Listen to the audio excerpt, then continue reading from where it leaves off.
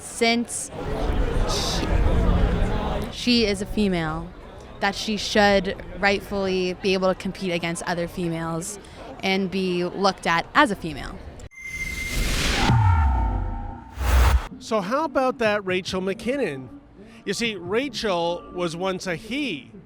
Now he is a she, and he's competing against naturally born females in cycling races, and guess what?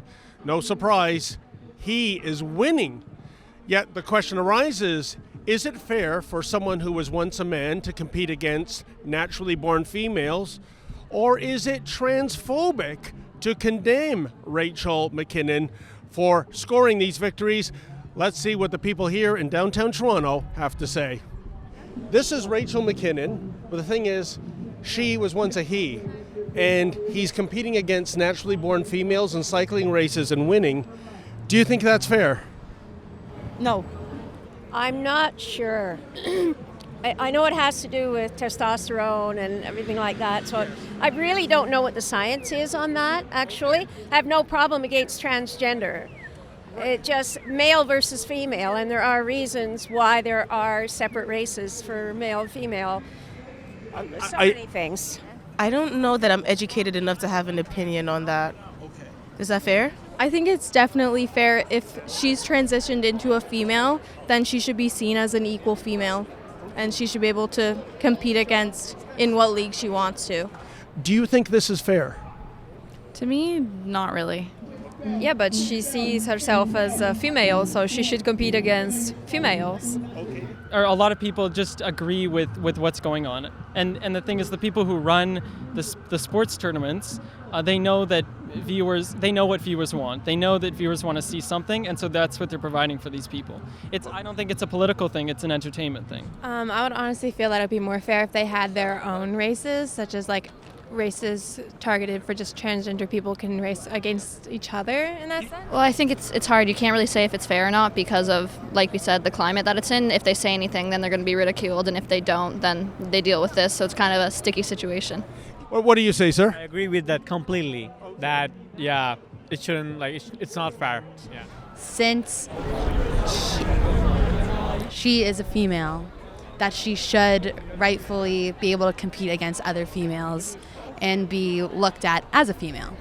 Well, honestly, I would say no.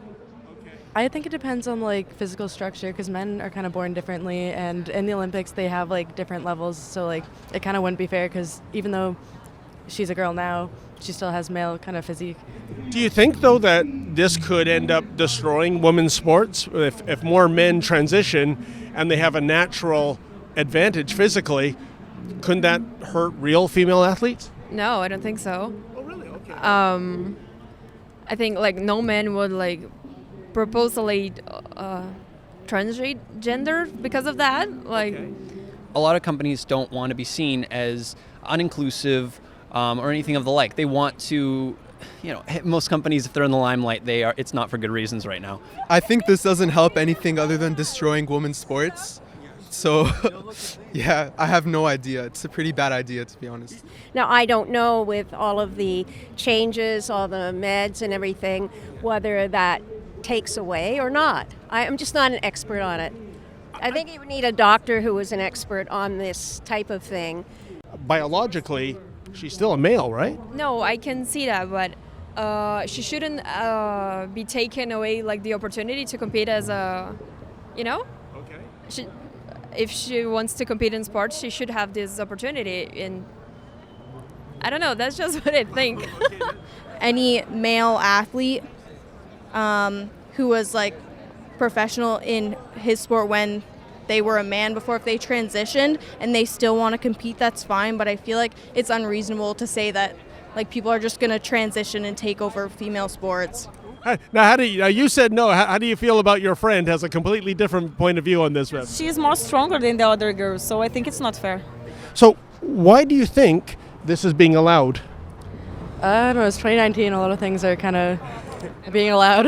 Yeah. They don't want to seem like they're going against something that's been... They're afraid of being accused of being transphobic, say? Yeah. Okay. But I'm sure there are cyclists that she could definitely compete against that are just as good as her. So maybe it's more of talking about more of a fair ranking against it throughout a league rather than just her against any other kind of athlete. Yeah, I think maybe we should have a referendum on this to put it to bed. Well, the Liberal cesspool of Toronto will definitely vote yes. So if you were running the cycling body, you would not allow this to happen, though. Yeah. And it's not about being transphobic, it's a matter of fairness, isn't it? Exactly. If it's anonymous, it's kind of different. I feel like people wouldn't be as afraid to express like what they're saying because they're not going to get yelled at or like have an issue arise from it. So this is a hard one. I don't know. No, it's not a black and white or red and blue or purple and pink.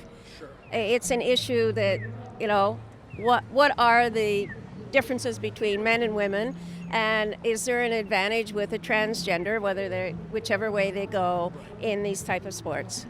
Well, in the final analysis, the vast majority of people here in Toronto feel it is not fair for someone who was born a male to compete against naturally born females in sports.